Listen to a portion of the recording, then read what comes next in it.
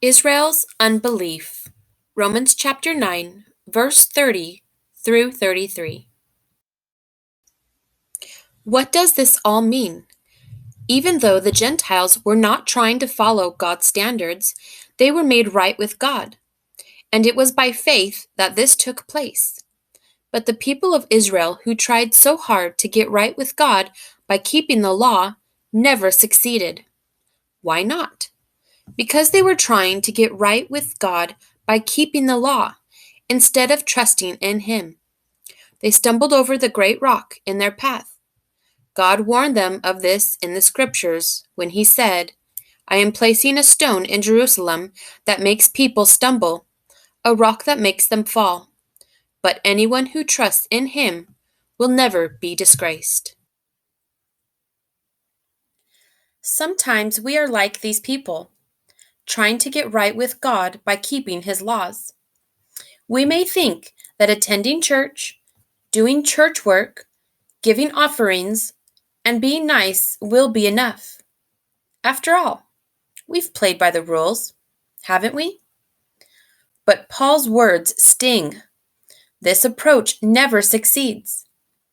Paul explains that God's plan is not for those who try to earn His favor by being good.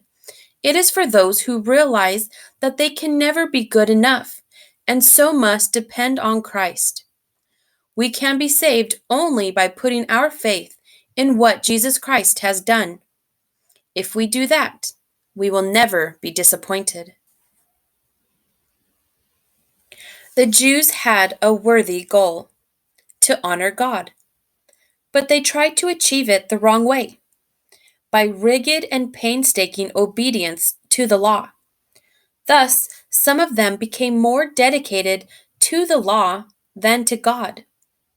They thought that if they kept the law, God would have to accept them as His people. But God cannot be controlled.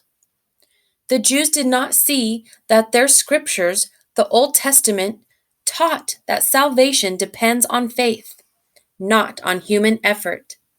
See Genesis chapter 15, verse 6. The great rock they stumbled over was Jesus. The Jews did not believe in Him because He didn't meet their expectation for the Messiah. Some people still stumble over Christ because salvation by faith doesn't make sense to them. They think that they must earn their way to God, or perhaps God will simply overlook their sins.